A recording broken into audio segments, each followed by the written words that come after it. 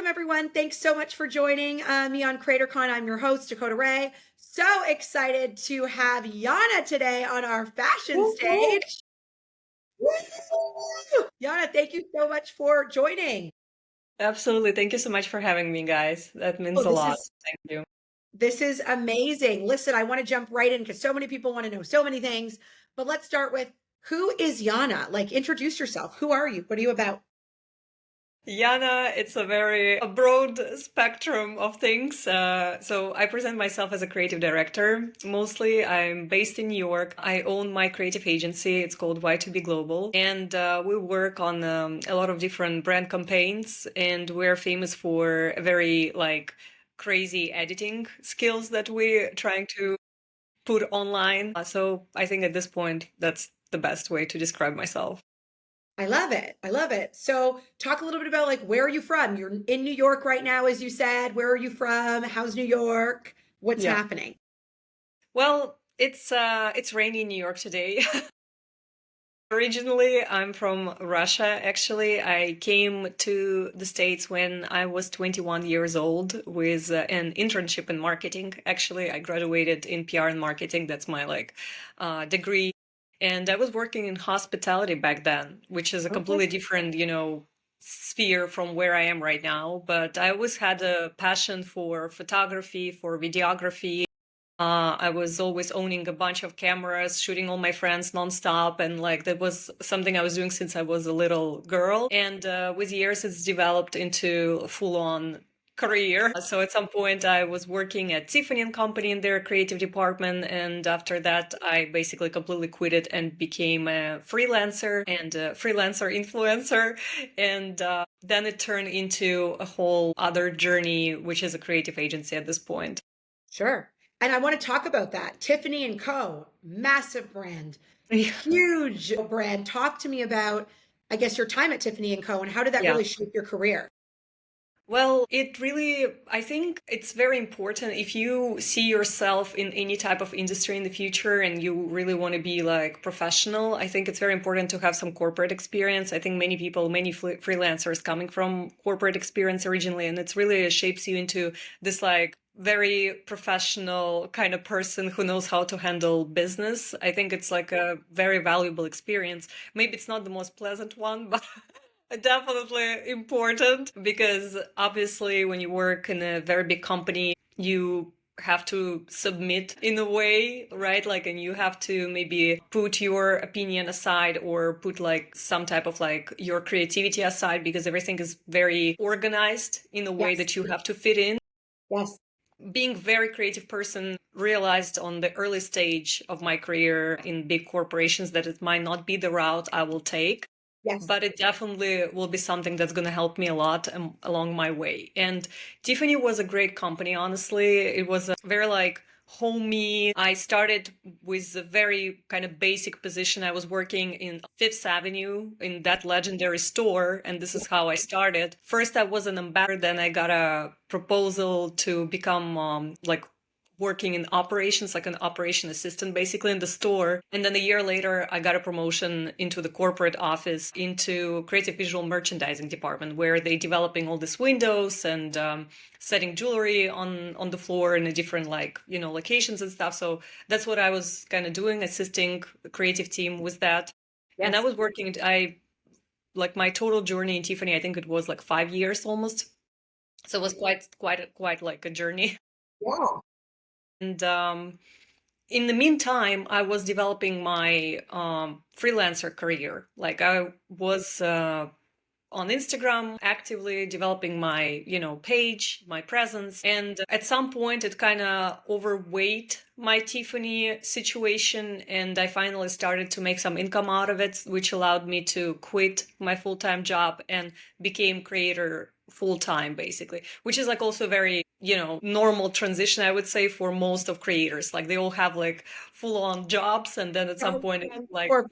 you Yeah. can And then quit move. and become yeah, so that was my story as well, kind of. I Yeah. love that. Well, yeah, thanks for sharing. I think the Tiffany piece is so interesting because obviously they're a massive brand. And so you felt like, yeah, some of the learnings that you took away from there in that corporate environment helped you in your freelance and then, I guess, to start your own Totally. business over time.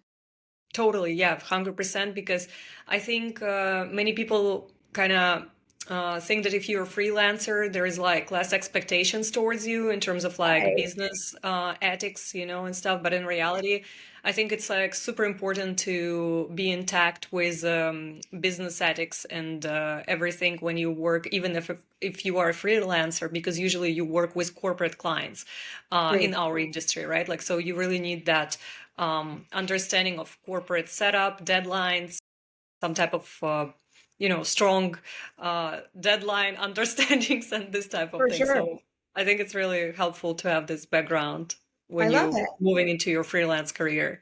Agreed. I agree. I agree. I think there needs to be some structure as you go into your own business, Yeah. because even for myself, starting a business and all the different processes that you have to put in place to make sure things Yeah. go Oh my according God. to plan. So makes sense. 100%. Let's Yeah. talk a little bit about your fashion style. How would you describe your fashion? And what No bucket one list? knows. No one knows, including me, you guys. Yeah, well, it's funny. I recently described it on my page that like it's something like Fifth Avenue, Saks Fifth Avenue girly who might as well go to 7-Eleven at some point of her day.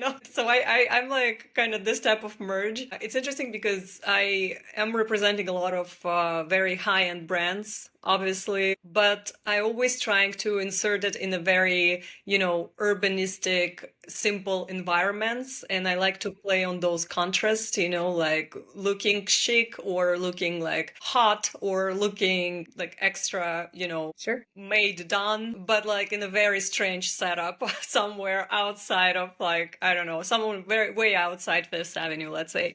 Of course. And I really love to play with those contrasts. So definitely it's more like street style, edgy things, more like essence.com, I would say. Crowd, less than Net-a-Porter crowd, but like, yeah, something like that, I guess. Okay, cool. No, I love it. Let's talk about your business and your agency. What is it that you guys do? And what is it that you work on? Who are some brands that you work with?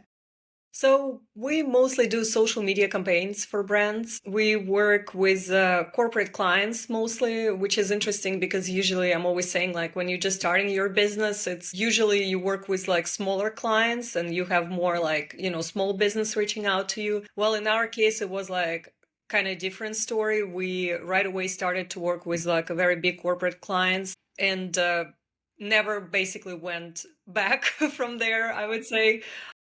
So one of our biggest clients, I would say it was L'Oreal. We were working with Kiehl's for quite some time, which Nice. is a very New York inspired brand. Under Armour is one of our clients as well. Nike, I don't know, you name it kind of. We worked with a lot of different corporate huge brands, American huge brands, and also European ones too. Like we have a lot of clients in London and Paris because those countries are and those capitals are very tied into fashion world, I would say. So our clients are mainly in fashion, I would say, or like bespoke life industry as we call it. And we are, I would say, mostly like a production company, I would say, more than like a social media agency. Yeah. So we develop a creative concepts for brands for their social media content and execute it from A to Z pretty much. So yeah, that's what we do. Cool. And so take a shift to your work, I guess, with brands. I would love to understand what's the most exciting collab you've ever done. Take us behind the scenes. One of the most excited collab I ever done.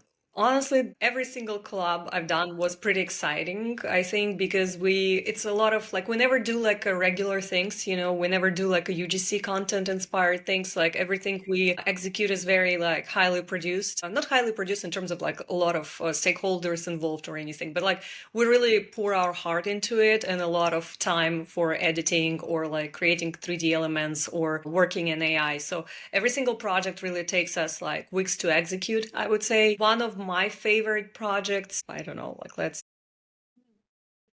it's really, I'm sorry, it's really, No. yeah, I would say with all of them, one of the most exciting one was like last year, I would say, was a campaign for Kiehl's. It was their holiday campaign. And we basically rented a whole TSA machine from the airport to create a video for them. And that machine was so big, it couldn't fit in the studio that we like we couldn't push it through the door, and we had to literally like call like guys to cut the door in order Yeah. for us to like move it in, because it was like a big shoot, a lot of things were involved, so there was no way back already.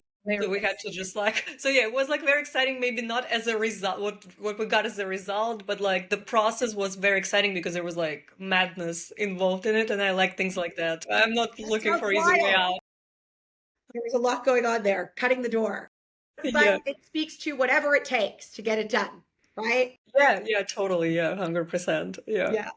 Tell me, let's talk a little bit about AI. What's an AI tool that every influencer creator should be using in your mind?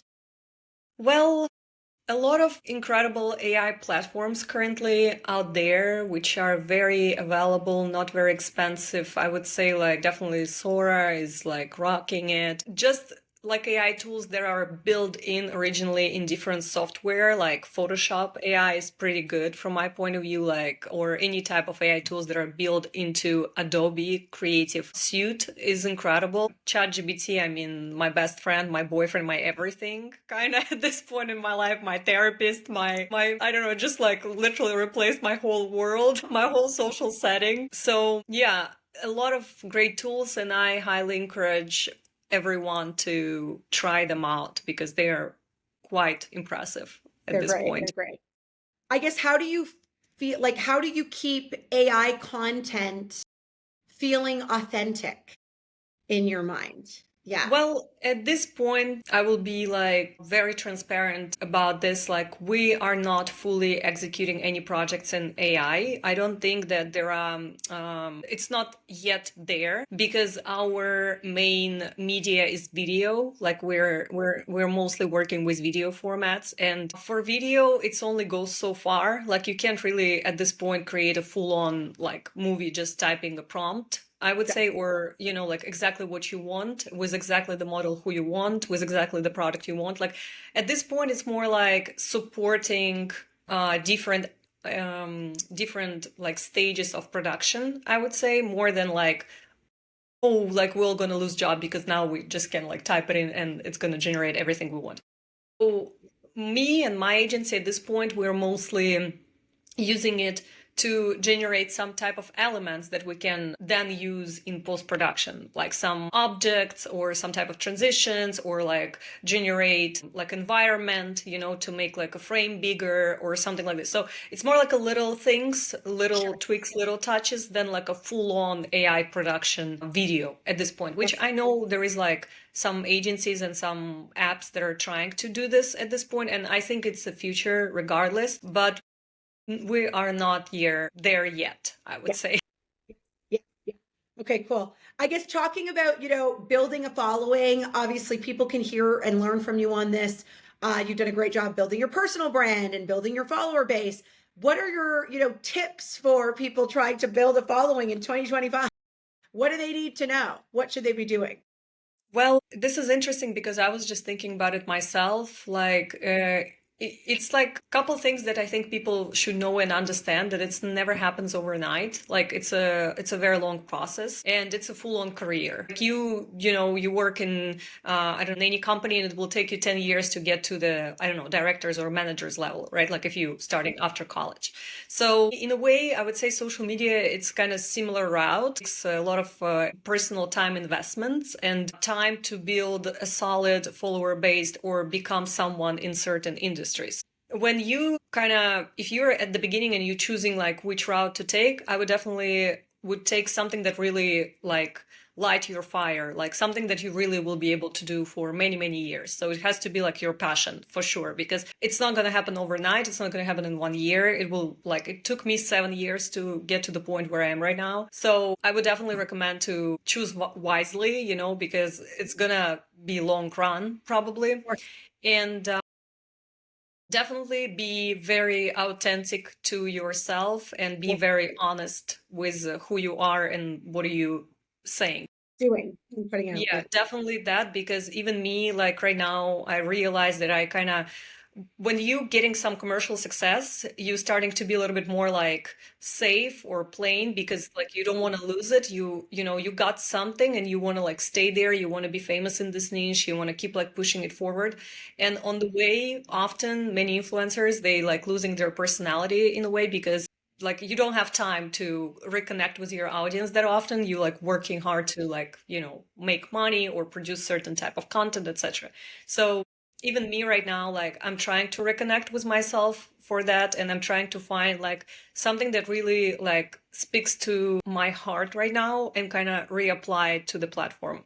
So for me, for example, at this point, it's more like women's rights, I would say, or like in general, like a life of a woman, let's call it this way, or her like mental health. And I really want to try to incorporate this into my page right now because when I started like 7 years ago, I was one person and now I'm like a different person and I went through many other things in life. So it's important to always like evolve and stay true to yourself and not to forget that your voice has a meaning and it's not just for, you know, commercial purpose. Like it has to also deliver some meaning to the world. So that's basically what I think about all that. Okay, good. Thank you. And what would you say is advice that, or things that people think they should be doing that they're spending too much time doing on social that doesn't matter? Like what are things that you're like, oh, don't take that so seriously. Like, don't think about that. Move on. What are some of those Well, things? definitely, I would say scrolling instead of creating.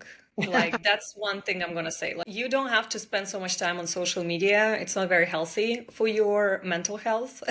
And you have to, like, if you wanna reach success, unfortunately, the only way is to go there and work hard. In social media, it means like you need to produce content. So it's healthy to spend some time to understand the trends, to analyze like what's popping right now, who is there, like maybe get inspired, right? But like don't waste your time just to scroll all the time or like, you know, look at other creators and be like, oh my God, she got like so many followers, she got so many likes and I'm not. And no, don't compare yourself to others. Like just really like find your voice and try to apply it full on and like work hard and create content and better like spend all this energy on that than I'm like looking at other stuff.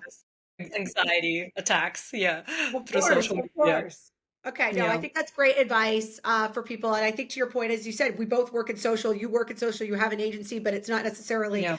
something that you want to do off work too and consume yourself Yeah. with it because then you never get a beat. Totally. I never get a second. So I hear you. Okay, we want to do a little fun this or that with you, Yana. So I'll turn it over to you. I'm going to ask you, and you let us know which way you'd go. So Mhm. AI generated content or human made visuals? Human-made visuals, of course. Okay. Micro influencers or celebrity endorsements? It really depends on the goal, I Okay. would say, but I love micro-influencers. Okay. Instagram aesthetics or TikTok trends? TikTok trends. Okay.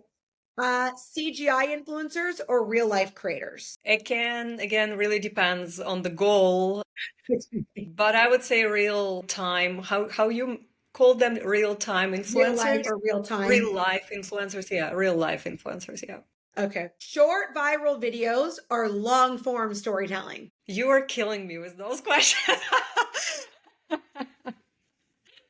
Human. Well, we're talking like I will just like a short disclaimer. I will talk from like a trend today, like Sure. what is like what I think like is more trending right now, and Yeah. it's definitely long format storytelling type of content from my point of view.